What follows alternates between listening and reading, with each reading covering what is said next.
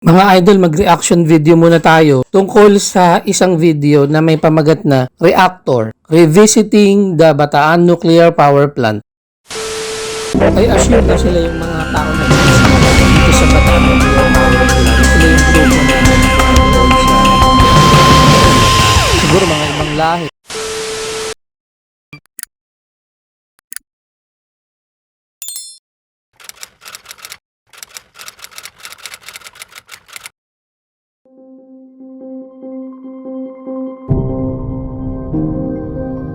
I assume na sila yung mga tao na bibisita dito sa Bataan Nuclear Power Plant. Sila yung grupo na papunta doon sa nuclear reactor ng Bataan. Siguro mga ibang lahi, mga Amerikano, hindi ko alam, basta puti.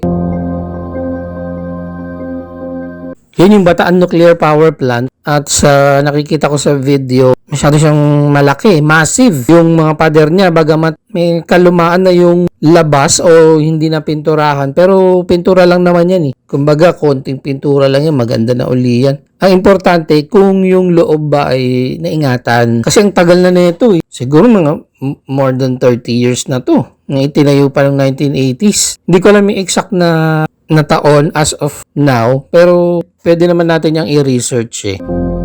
Look at it! It's just so scary. Ano sinabi? So scary. I assume hindi naman niya yun talaga ibig sabihin. Medyo may pagka parang piniplay niya na siguro maraming mga taong ba't kayo matatakot sa nuclear power plant? Parang ganon. In the Philippines, it's really exciting to be here. So this is an interesting place because they actually have a nuclear plant that they built. Yun si Michael Shellenberger o Berger.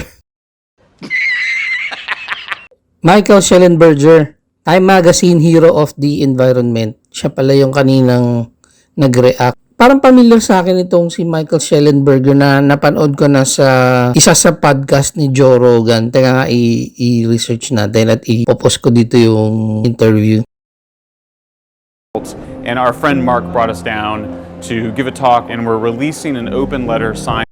Tingin ko ito yung Pilipino na nagdala sa kanila dito sa Bataan. Familiar din sa akin pero hindi ko siya ma-recall yung buo niyang pangalan. Pero napanood ko siya sa isa rin sa mga video tungkol din sa nuclear na pasilidad na pinuntahan niya. Parang ganun. By all these world famous climate scientists, James Hansen, Pulitzer Prize winner Richard Rhodes, great historians, urging Mahilig ako sa mga scientists pero hindi ako familiar dun sa mga name na binabanggit niya. the president to take a second look at nuclear and use nuclear as a way to get off of fossil fuels and develop the country. The Philippines just spends a lot more money on electricity than almost every other country, even more than Singapore, which is already a very wealthy country. There's really no debate about this. This is a graph showing that the more electricity you use, the fewer people live in poverty. Electricity prices in the Philippines are 3 times higher than the cost of electricity in South Korea. I spent some time in South Korea. South Korea also doesn't have its own energy? Why does it spend 1/3 as much on electricity as the Philippines? Because they have nuclear power. Kaya mayaman yung South Korea, meron silang nuclear reactor. Try natin i-google kung ilan yung nuclear reactor ng South Korea at ipa-flash ko dito. Kaya yumaman ng South Korea dahil napakarami nila ng mga factory kung saan dito nanggaling yung napakarami nilang produkto kagaya ng Samsung. Tapos tinitingala din natin yung K-pop. Pero ang totoo, mas mayaman tayo dati dyan sa Korea. Pero dahil sa kanilang nuclear reactor, kaya sila ngayon mas mayaman sa atin. So this amount of uranium can provide all the energy for a rich American's life. You know, for a Filipino, that much. Yung tinataas niyang bote ng tubig ay kinukumpara niya sa kung gaano karaming uranium na gagamitin para makaprovide sa isang mayamang Amerikano daw ayon sa kanya. Yung kasing uranium ang ginagamit sa mga nuclear reactor para makaproduce ng energy. The Philippines is an Asian country that hasn't yet taken off. So it's seen a lot of its neighbors, Taiwan, South Korea, obviously Japan, become very rich nations using a lot of nuclear energy and increasing the amount of energy they consume. Like Indonesia, Thailand, Malaysia, all have a lot of potential to grow, but if they're going to do so in a way that doesn't make their cities even more polluted, they're going to need a lot of nuclear energy. Yung sinasabi niya na mas environmental friendly ang nuclear power plant kesa sa iba pang mga energy producing na mga product kagaya ng oil. Ito yung yumuyurak ngayon sa environment natin na siya nagpo-produce ng carbon dioxide sa air, mga methane sa air. Kaya nagkakaroon ng climate change ngayon. Ang sinasabi niya na mas environmental friendly ang nuclear energy at lahat ng mga bansa sa Asia na binanggit niya like China, Korea, Japan, kaya yumaman dahil sa nuclear power plant nila na naitayo sa kanilang bansa. At yung iba na sinasabi niya like Thailand, Philippines, ay potential daw na yumaman din o sumabay din sa mga higanting itong tinitingala natin sa ngayon kung gagamit tayo ng nuclear power plant. The reason that nuclear is the safest is because it doesn't produce air pollution. There's nothing that burns. It's a way for Philippines to decide to become an advanced country. There's a lot of fears that people have, but when you look at the science, nuclear is the cleanest, safest, and cheapest way to make electricity. Pinapaliwanag niya yung meron palang myth at saka superstition tungkol sa mga nuclear energy na ganito. Umiiral ngayon na natatakot yung mga tao dahil sa nuclear missile nga na baka pag sumabog ito marami yung mamamatay. Nuclear has actually saved 1.8 million lives.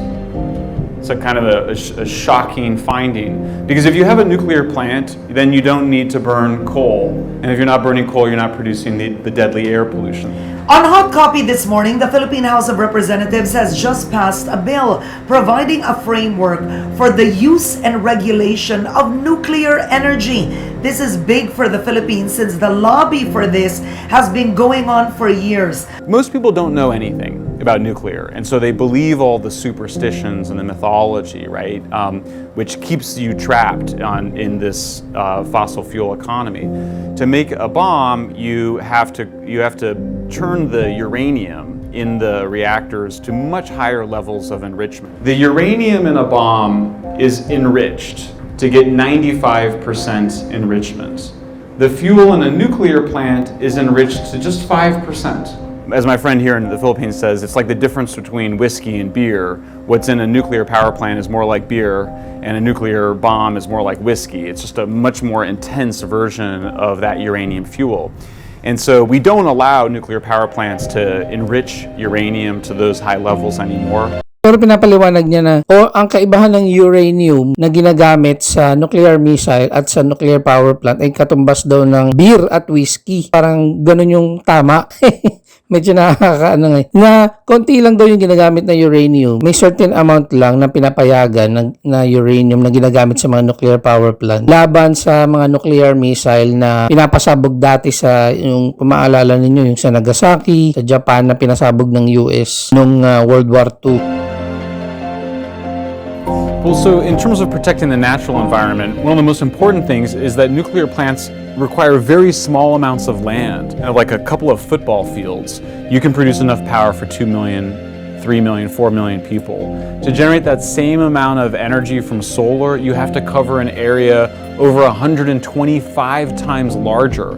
And in the Philippines, land is scarce. You don't have a lot of land. At ngayon naman ay dito sa video na ito, ini-interview siya ni Maring Winnie Monsud de Rosario. Maring Winnie Monsud lang pala. Nice, hindi pa ata uso selfie niya na.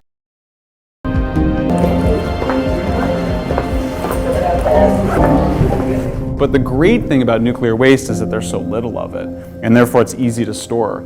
You can see that all of the waste ever produced Nagpunta rin pala siya sa Senado, ano? in the United States over the last 60 years can fit on a single football field stacked 50 feet high. As an environmentalist, nuclear Patasimangot ka ba?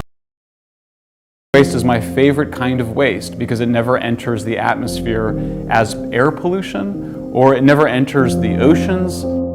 So it seems like here in the Philippines, people are not that surprised when we show Ayun, naalala ko na siya si Mark Cojuangco. Itong kasama niya dito. them the data that nuclear is really not that scary, not that dangerous.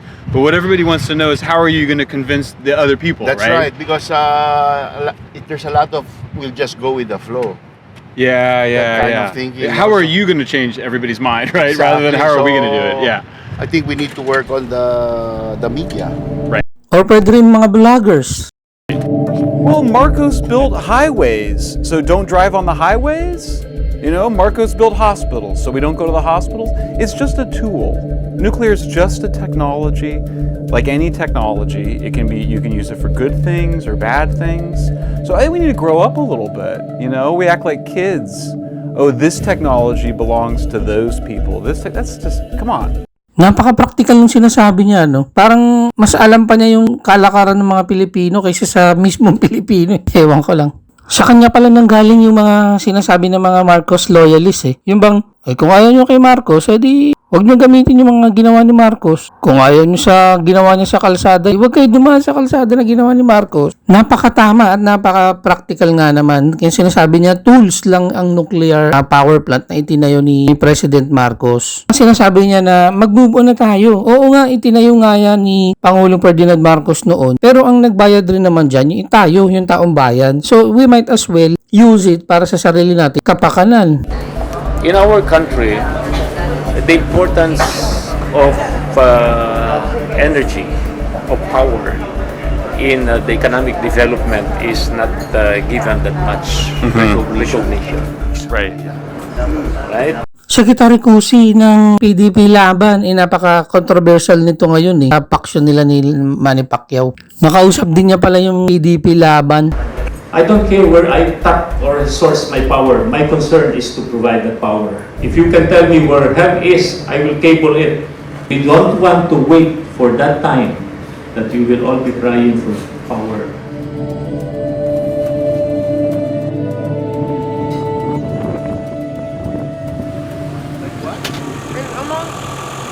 Like oatmeal or something. Hindi ko na alam kung anong kinalaman ng nuclear energy sa taho. Maganda rin yung ginawa nila. We call this taho. Excellent. I feel like Anthony Bourdain. There's gonna be a Q&A. Huh? Yeah, we'll talk. So there is slides. Yeah, I gave you television. Okay. So mayor is not coming. Nagpunta rin sila doon sa office ng mayor ng Morong Bataan. Pero nabigo sila, hindi nila nakausap. Even to her office. Yes. Okay. Okay. Congressman called the mayor not to attend. And the Catholic Church has been disseminating not to attend. The church has been, hey, don't go. Why don't we go talk to the church? Let's go talk to the priest. Nandiyan ba si Father?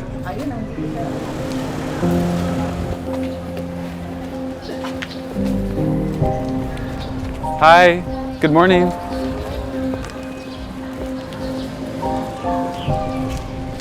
We're just here for a courtesy call. Okay. Hi, Father Michael Shellenberger.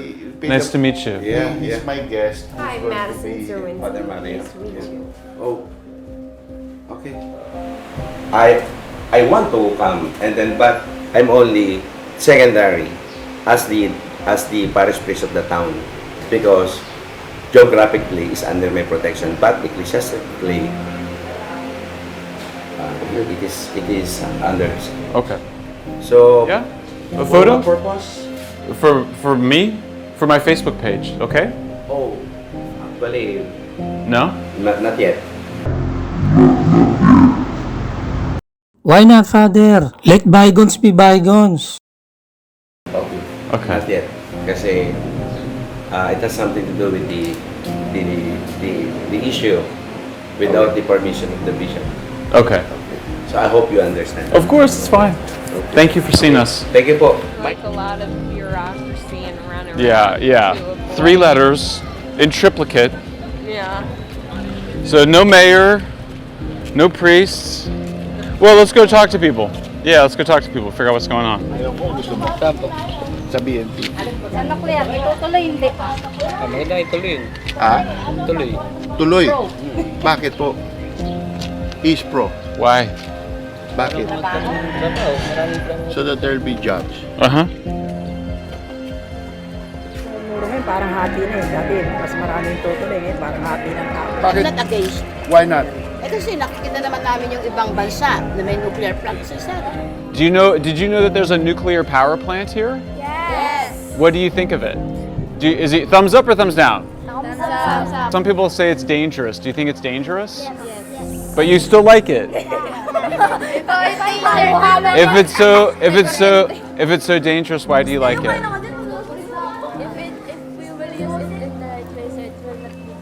If it's in the right place? Right way of using. If it's in the right way of using it? Okay. Hi. Hi, I'm Michael. Nice to meet you. Hey. Hi. I'm Martina Imperial. Nice I'm to meet you. GMA News. Oh, you are? Cool. Yeah. That's my card. Thanks for coming. To know more about. Yeah. Oh, we'll spend some time together. Thank you. Good. Michael, nice to meet you. There are 450 nuclear plants around the world like Bataan. Merong 450 nuclear plants na umaandar sa kabuuan ng mundo na katulad.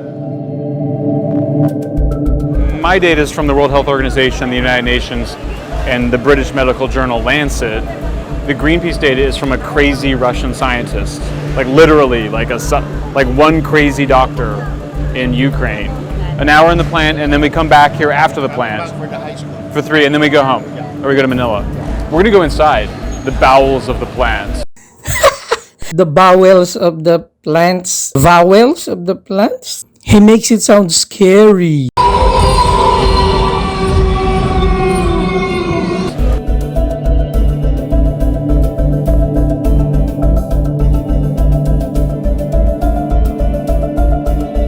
Ito na, papasok na tayo dun siguro sa loob ng planta.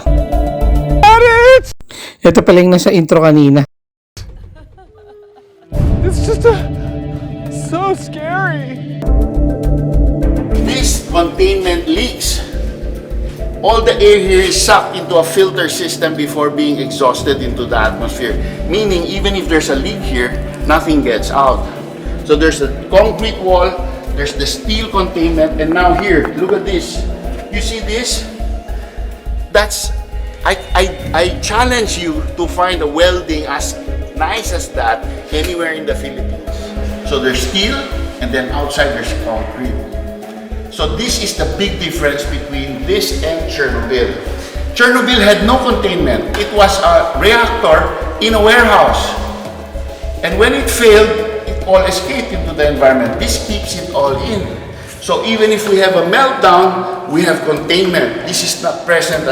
Ito naman yung binabanggit ni Mr. Mark, yung sa Chernobyl. Ito kasi yung sa Russia na power plant o unang power plant na sumabog. Pinapaliwanag niya na mas high-tech itong nasa Bataan nuclear power plant na ito kaysa doon sa Chernobyl. Mas makakapal yung protection nito kaysa doon. Chernobyl.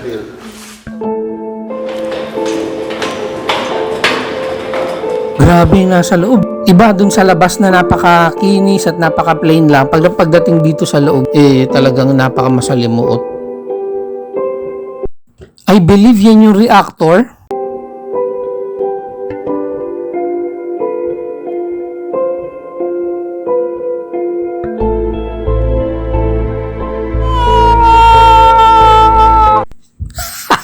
Ayan, inulit na naman niya yung kanyang parang sarcasm na lang, ganun. Ito na yung loob, wala ka naman dapat ikatakot.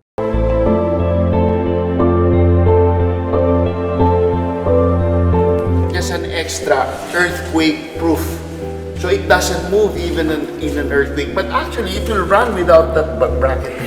That's what makes a nuclear plant.